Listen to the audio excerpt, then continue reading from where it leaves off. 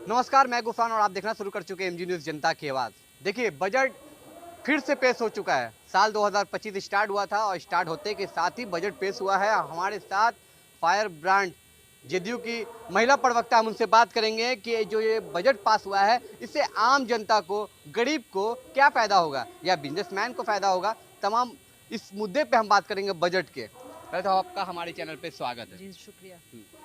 Budget को लेकर के क्या कहना है? 2025 के शुरुआत में ही बजट हो गया। देखिए, कल जो बजट हमारा केंद्र में माननीय वित्त मंत्री जी ने पेश किया, ये बजट बहुत ही सकारात्मक योग्य बजट है। इससे जो देश हमारा सशक्त राष्ट्र बनने की दिशा में अगर अग्रसर है। बिहार के अगर संदर्भ में बात करें, बिहार बहुत ही जो विकास कर रहा है, विकसित बिहार बनने की दिशा में इस बजट से बहुत ज़्यादा ताकत मिलेगा, बल मिलेगा। तो इस बजट का हम लोग बहुत ही स्वागत कर रहे हैं, यह प्रगतिशील बजट है। मखाना का भी कुछ कहा गया था कि मखाना जो कारोबार करते हैं उनके लिए काफ़ी फ़ायदा रहेगा इसमें। देखिए, बिहार के कॉन्टेक्स्ट में ये बजट जो कहें हम बहुत ही खुशी है हम लोगों को कि किसानों के हित को ध्यान में रखा गया है, छात्रों के हित को ध्यान में रखा गया है और ख़ास करके आप देखेंगे कि जो ग्रीनफ़ील्ड हवाई अड्डा है, हवाई पट्टी है, उसको डेवलप करने की बात की गई है। तो मखाना बोर्ड का गठन उसको करना है। सिर्फ़ मखाना बोर्ड का गठन अगर होता है तो सिर्फ़ प्रोडक्शन ही नहीं बल्कि इंटायर उसकी मार्केटिंग और सारी चीज़ें हैं।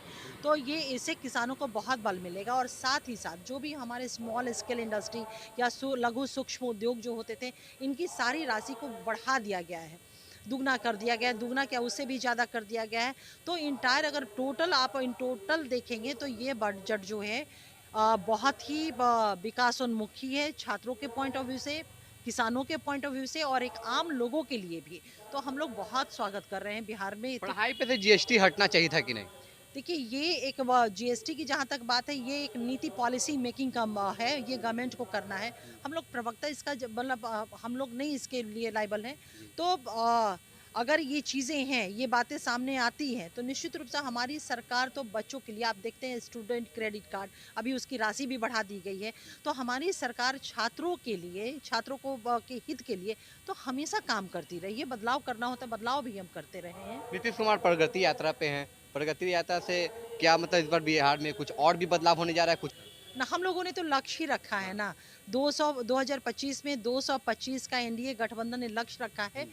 और लक्ष्य जो हमने रखा है उसका मेन आधार है कि जो बिहार में 2005 से लगातार हुँ।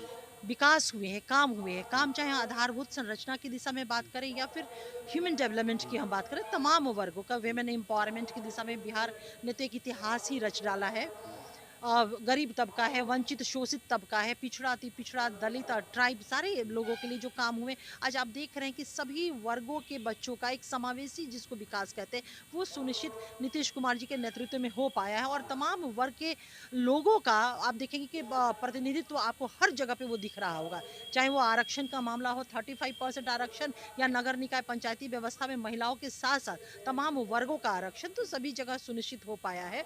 तो हमने ये सारे जो विकास किए हैं, तो उस विकास के आधार पे हम लोगों ने लक्ष्य रखा है 225 का और हमें पूरा विश्वास है कि जनता के अपार आशीर्वाद और समर्थन से इस लक्ष्य को भी हम लोग पार कर जाएँगे। माननीय मुख्यमंत्री नीतीश कुमार जी ने जो काम किया है।